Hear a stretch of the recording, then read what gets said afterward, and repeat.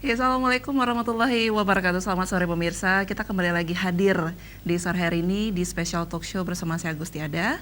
Dan selama 60 menit ke depan kita akan bersama narasumber untuk mengetahui dan kita juga akan sharing dengan tamu saya di sore hari ini. Kita langsung berkenalan. Selamat sore untuk Bapak Irwan Johan ST selaku Wakil Ketua DPR. Assalamualaikum Pak Irwan. Waalaikumsalam. Bagaimana kabar Anda sore Alhamdulillah hari? baik ya sore ini. Wah, saya dipanggil Tia langsung ya. Baik, terima kasih banyak Pak Irwan sudah hadir di Studio CTV. Ya, saya sangat butuh sekali informasi terkait dengan topik kita di sore hari ini, Geliat Pariwisata Aceh ya Pak ya. Dan terima kasih banyak. Selamat sore untuk Bapak Rahmadani Embus. Ini selaku Kabid Pemasaran Dinas Budaya dan Pariwisata Aceh. Assalamualaikum Bapak. Baik, Pak, saya langsung ke Pak Rahmani dulu nih. Kira-kira saat ini yang lagi happening, yang sedang terjadi, yang merupakan ini salah satu kiprah pemerintah Aceh untuk Aceh dewasa, apa saja sih Pak? Alhamdulillah hari ini kita terus melakukan kampanye dengan berbagai stakeholder di Aceh untuk menjadikan Aceh sebagai salah satu destinasi wisata halal, dan tentu didukung dengan semangat Aceh sebagai destinasi wisata yang aman, nyaman dan menarik.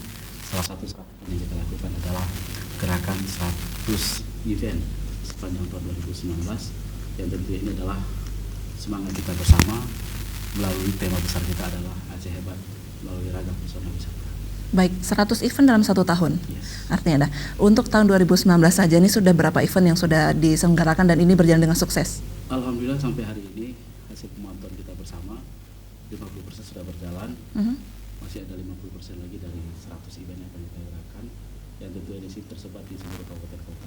Wow, nah ini di penghujung tahun 2019 nantinya, artinya masih ada 50 event lagi yang belum Masih ada. Ini masih rahasia atau bagaimana, atau sudah bisa diinformasikan begitu? Kita sudah melakukan launching bersama Bapak Menteri Pariwisata Republik Indonesia bersama Pak Wakil Gubernur dan juga seluruh tokoh masyarakat Aceh yang ada di Jakarta bersama juga dengan bapak-bapak kita di DPR.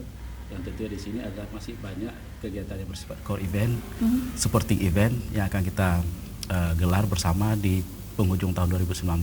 Salah satu kegiatan besar kita adalah kegiatan pameran Aceh Sumatera Expo, yang tentu ini semangat kita bersama agar orang melihat Aceh ini selalu hidup, semangat dan juga ramai, dan menjadi tanda tanya bagi orang datang ke Aceh untuk melihat ragam pesona wisata alam dan budaya.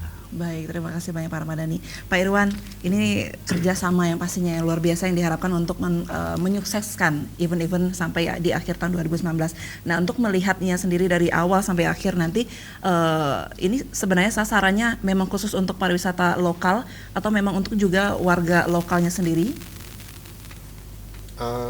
Selama ini saya kira kita melakukan kegiatan di sektor pariwisata pemerintah Aceh ya, terutama dikomandani oleh Disbudpar Aceh.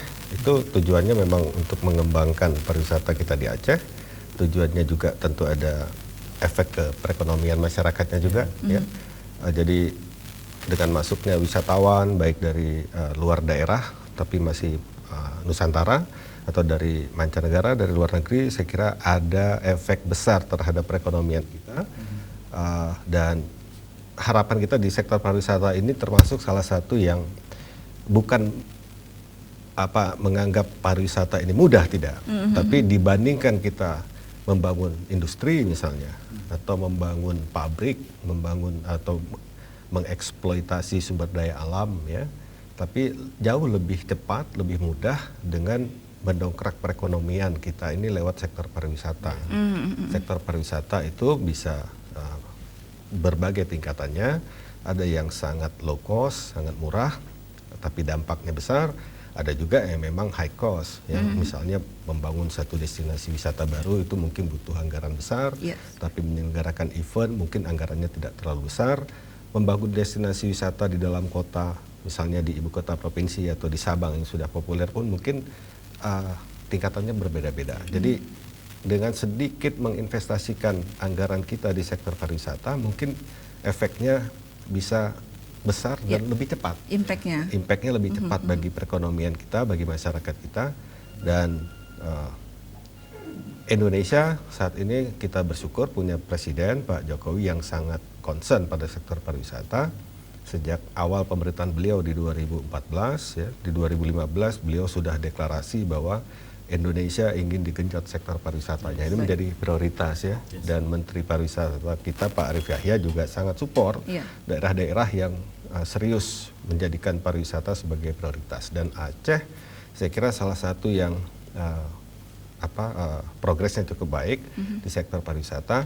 Dalam beberapa tahun terakhir juga ada terjadi peningkatan jumlah wisatawan ya, dan itu sesuatu yang kita apresiasi kerja pemerintah pusat, perhatiannya terhadap Aceh, kerja pemerintah Aceh, kerja Disbudpar Aceh dan seluruh pihak yang ikut mendukung termasuk kabupaten kota, dewan dan berbagai sektor lainnya termasuk masyarakat, organisasi pariwisata. Baik, jadi artinya ini memang dampaknya ini memang terkena langsung oleh para pedagang juga, UKM juga ya, Oh iya, begitu ya Pak ya. pasti, betul. Nah baiknya pemirsa, nanti kami akan mengundang Anda untuk ikut bertanya langsung kepada kedua narasumber saya nanti di segmen kedua dan juga segmen ketiga. Nah Pak Irwandi, Pak Irwan. Insya Allah jadi gubernur. Amin, amin. Ya, Pak Irwan, apakah memang dengan segelintir event kemudian dengan harapan dari dinas terkait dalam meningkatkan pariwisata ini, apakah sudah sesuai dengan ekspektasi Anda atau bagaimana, Pak? Ya, kalau saya bisa kehadiran saya di sini bisa mengatasnamakan sebagai bagian dari pemerintahan Aceh atau wakil rakyat di DPR Aceh, tapi juga bisa sebagai seorang traveler atau sebagai seorang turis juga, ya kan? Baik, baik. Jadi kebetulan setiap ada kesempatan untuk berlibur, saya coba gunakan waktu untuk berlibur baik di dalam negeri maupun di luar negeri. Baru-baru kemarin usai Idul Adha, saya jalan-jalan ke Danau Toba, ya, sempat melihat beberapa destinasi wisata di situ. Sebelumnya usai Idul Fitri, saya sempat ke Hong Kong, ke Makau, Filipina, ya, juga melihat perkembangan pariwisata di situ. Saya dengan Pak Ramadhani pernah juga sama-sama ya tahun 2017 di Jerman waktu itu. Jadi kalau saya lihat dari segi kacamata sebagai seorang traveler, memang masih banyak hal yang perlu kita lakukan untuk mengembangkan pariwisata di Aceh. Contohnya yang paling sederhana, bagaimana kita menjaga kualitas dari atraksi-atraksi atau destinasi wisata kita. Ya. Yang satu catatan kecil saya sebagai contoh dari mungkin ada beberapa banyak kasus di Aceh ini adalah destinasi wisata yang tidak di-maintain atau tidak dirawat dengan baik. Ya. Contohnya misalnya yang sempat saya lihat langsung waktu itu dengan Pak PLT Kadisbudpar ya, Pak siapa? Amiruddin ya. Pak Amiruddin. Pak Amiruddin waktu itu adalah titik nol Kota Banda Aceh. Baik. Ya, Tugu titik nol Kota Banda Aceh. Kita sempat lakukan kegiatan bersepeda ke situ dengan Pak Amiruddin, dengan komunitas wisata, guide dan sebagainya. Ternyata sama sekali tidak terawat. Jadi tempat yang sangat menyedihkan, berantakan, kotor, sampah di mana-mana, ya, toiletnya tidak terawat, kemudian tempat makan, tempat minumnya juga sangat tidak indah dipandang. Sampai saya tanya ke seorang guide, ini kalian bawa turis dari luar ke sini itu bagaimana reaksi para turis, saya tanyakan. Dan jawaban jujur dari si guide ini mengatakan, kami Pak tidak pernah bawa turis ke sini. Oke. Kalau ada turis yang minta ke sini, selalu kami cari alasan bahwa ini sedang diperbaiki, bahwa ini rusak dan sebagainya. Jadi kita nggak bisa berkunjung ke sana karena kami sendiri malu kalau bawa turis ke sini. Gitu. Betul. Nah, saya sendiri tidak tahu karena kita di sistem pemerintahan Indonesia ini kan ada levelnya juga. Apakah ini dikelola di bawah provinsi, di bawah pusat, di bawah kabupaten atau kota dan sebagainya ya. Jadi saya bertanya waktu itu ini di bawah pengelolaan siapa? Nah, kalau saya tidak salah di bawah kota ya, Kota Banda Aceh. Kemudian artinya itu harus kita benahi yang begitu-begitu, dan saya anggarkan tahun ini lewat APBA 2019 untuk pembuatan DED, perencanaan dari titik nol, Tugu titik nol Kota Banda Aceh. Di sebelum PKA 2018 ya, Ya. PKA 2018 kemarin, sebelum PKA, 1 bulan sebelum PKA, saya melakukan sidak di banyak tempat, salah satunya musim tsunami. Musim tsunami ini di bawah kementerian atau provinsi? Pak, Sekarang di bawah provinsi. Sekarang di bawah provinsi. Ya. Waktu itu, jujur saja, musim tsunami yang ikon pariwisata Kota Banda Aceh atau bahkan ikon pariwisata Aceh, setiap turis yang datang ke sini itu pasti ke musim tsunami.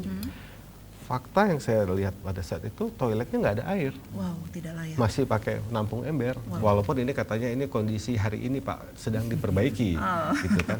Nah, tapi saya bilang oke, kalau gitu pada saat nanti PKA jangan sampai lagi seperti ini. Jelas. Ini PKA orang dari mana-mana datang melihat kondisi kita seperti ini, itu sangat mengecewakan gitu.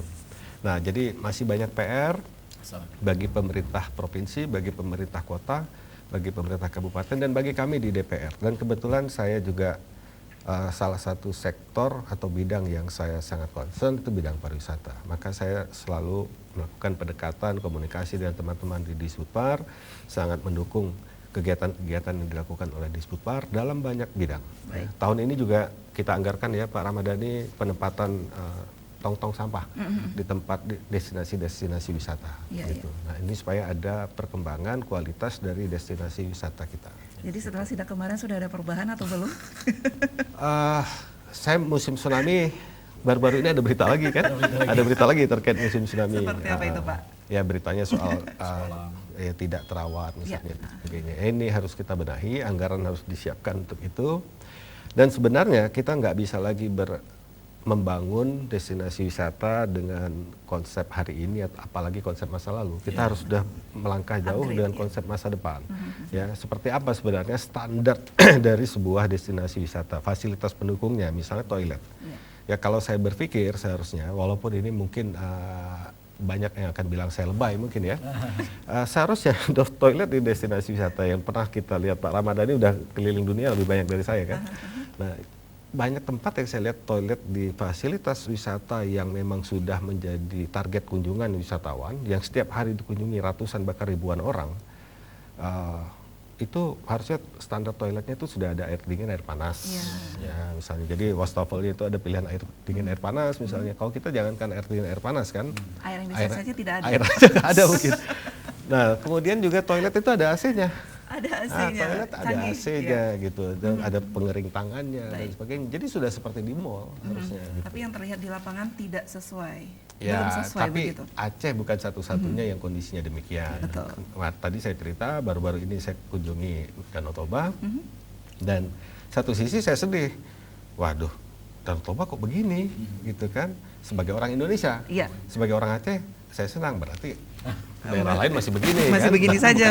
Aceh masih ada potensi untuk nyalip nih Sumatera Utara gitu kan, karena satu yang ingin saya sampaikan, untuk mengakses Danau Toba sulit banget, nggak jelas naik apa kita mau ke Danau Toba. Bandara Silangit sedang dikembangkan, ini pusat sedang ingin menjadikan Danau Toba destinasi wisata kelas dunia. Tapi dari Bandara Silangit ke Perapat itu masih 1 jam lebih ya. Dan saya dari Medan, nggak mungkin dari Medan ke Silangit naik pesawat, ya rasanya terlalu berlebihan. Saya milih jalan darat. Jalan darat naik bis, ternyata bis hanya sampai ke Pematang Siantar ya. Hanya sampai ke Siantar, dan dari Siantar itu harus 1 jam lagi menuju ke Perapat Danau Toba. Sampai saya di Perapat, terakhir saya ke Perapat itu waktu saya SMA, dan kondisi hari ini jauh menurun. Kondisinya justru menurun di Perapat. Tapi di Samosir terjadi pengembangan yang bagus. Berkembangnya justru di Pulau Samosir, bukan di sekitar Danau Toba. Kemudian pulang dari situ saya lewat Brastagi, singgah di Bukit Simara Junjung ya kalau saya. Simar Jarunjung. Nah, itu tempat selfie, foto-foto. Dan itu kondisinya sangat, kalau dilihat di foto bagus. Tapi kondisi realnya tidak. Ya, tapi artinya kalau itu bisa dijual, kita Aceh punya potensi yang luar biasa. Luar biasa sekali. Baik, terima kasih Pak Irwan. Nah, Pak Ramadhani, kita melihat tadi sosok Pak Irwan ini sebagai seorang travel juga. Jadi sudah jangankan ke Indonesia, ke luar negeri juga sudah seperti bolak-balik ya, begitu. Nah, Pak, seperti tadi yang disebutkan oleh Pak Irwan, masalah kelayakan dari toilet yang ada di beberapa tempat wisata yang ada di Aceh, contohnya tadi Museum Tsunami. Nah, kita melihat bahwasanya saya juga pernah bertanya langsung kepada panitia ataupun karyawan di sana. Ini mereka mengatakan alasannya adalah orang kita yang memang tidak bisa untuk diajak kompromi untuk menjaga. Nah, sebenarnya ini bagaimana merubah paradigma masyarakatnya sendiri dalam menghargai semua akses yang ada di beberapa tempat wisata, Pak? Sebenarnya membangun pariwisata itu tidak boleh sendiri ya. Artinya tidak hanya pemerintah, tapi juga ada kolaborasi dengan stakeholder, sinergisitas dengan pemerintah kabupaten kota, masyarakat dan juga komunitas. Nah, tentu di sini membangun pariwisata Aceh itu tidak tanpa tantangan tentunya. Banyak sekali hal-hal yang kita hadapi di lapangan selain daripada kita hadapi di internal itu sendiri. Nah, tentu di sini kita terbuka saja bahwasannya kita menerima feedback, masukan, saran masukan dari berbagai pihak termasuk institusi sendiri. Mereka komplain langsung ke kita. Nah, kita tidak memberikan alasan-alasan yang berlebihan. Tentu di sini kita terima dengan ikhlas, dan kita yang terbaik melakukan terus yang namanya mencari solusi. Nah, tentu salah satu yang memberikan sampah dan melakukan perbaikan kebutuhan dasar wisata. Jangan sampai kita wisatawan mencari tempat untuk membuang air kecil itu sangat susah, sangat ya. sulit, dan ini akan menjadi image yang tidak baik. Di satu sisi kita terus membranding Aceh sebagai destinasi wisata halal, tapi toilet itu tidak halal. Nah, ini tentunya tidak hanya pemerintah Aceh dan juga tidak hanya kerja pemerintah Kota Banda Aceh, tapi ayo sama-sama, sama-sama, jangan ini punya pemerintah Aceh, ini punya Kota Banda Aceh. Kalau itu yang terjadi kita saling menyalahin. Iya. Nah, ayo kalau pemerintah Aceh siap, ayo pemerintah Aceh bekerja.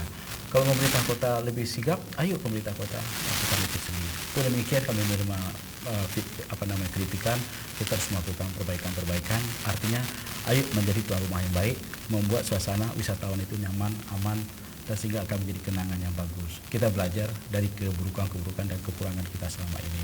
Jadi diharapkan memang nanti ke depannya akan ada perubahan yang lebih Harus, baik lagi. mutlak. Baik, kita akan break sementara waktu. Baik pemirsa, kami akan segera kembali tetap di Aceh TV.